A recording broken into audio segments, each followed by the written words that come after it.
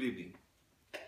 Today I've been asked to say a few words about my brother and friend, A.J. Clark, who has passed away at the age of 37. All of us here today have been touched in some way by A.J. in his short time here on earth.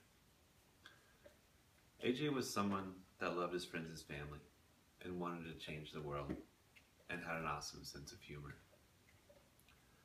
AJ's sense of humor was one of the things that his wife Lindsay loved the most about him. He was defined by this sense of humor. I have not had the pleasure of meeting everyone that is here today. However, I believe that all of us likely have something in common. We more than likely share a good sense of humor.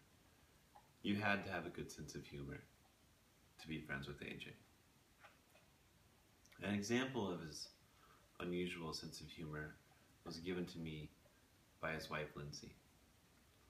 Every year at their Christmas celebration they play a game that AJ loves called the dice game. And in this game they exchange gifts, roll dice, and steal gifts. People bring a variety of gifts, from a box of Cheerios to a giant tub of peanut butter or a Snuggie, things like that. AJ brought a plunger, but it wasn't just any plunger.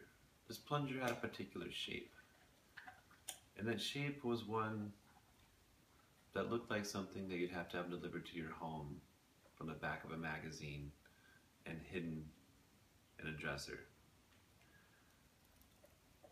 It wasn't appropriate, but it wasn't lewd. It was clever. If you weren't looking for it, you most likely wouldn't have seen it. I think that really fits the way I think of AJ's sense of humor. Another example of AJ's humor comes again from his wife. And this is an example of how he would use humor to handle adversity. When AJ and his wife were buying a home, they had many problems with the realtor, whose name was Angela Wanta.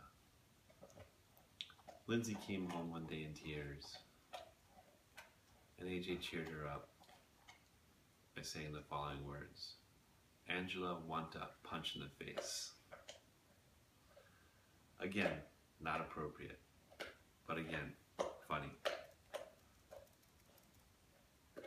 As I said, AJ had a remarkable way of making the bad times good and the good times better with his sense of humor. This sense of humor was shared by his entire family. Here's what our younger brother, Brian, had to say when I asked him to share something for this today. He said, and I quote, "AJ is survived by his fantasy football team that recovered from early mismanagement to become quite admirable, much like the rest of his life." What Brian was trying to say there was that AJ was a late bloomer. As a young man, he seemed to lack direction and was irresponsible.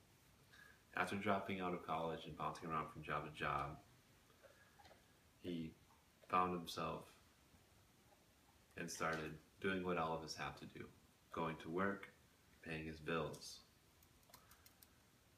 He also met a wife. AJ met his wife in a parking lot. He was supposed to leave again for 2 years on a project in 2 days, but he had found a home. He was back in a few weeks. She was everything to him. She was his home.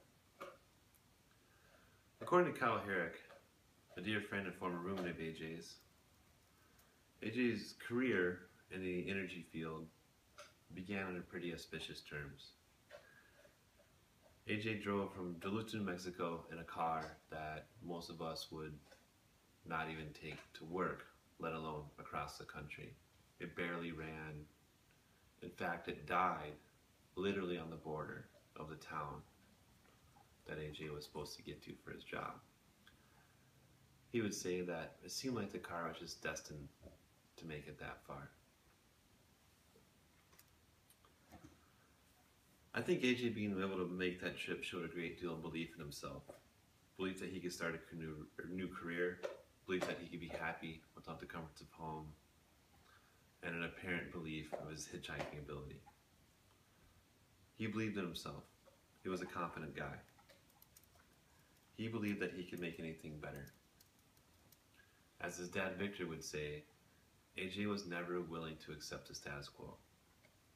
Lindsay, his beloved wife, would describe this desire to improve everything as both his best and his worst trait.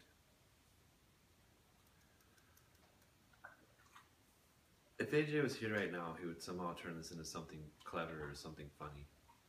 He was someone that shunned but deserved respect for becoming the man he was.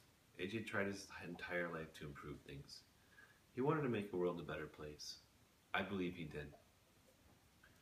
As a person of faith like my brother, I take comfort that somewhere above us right now, my brother is in heaven, and he is the only person in mankind that thinks he can improve the place.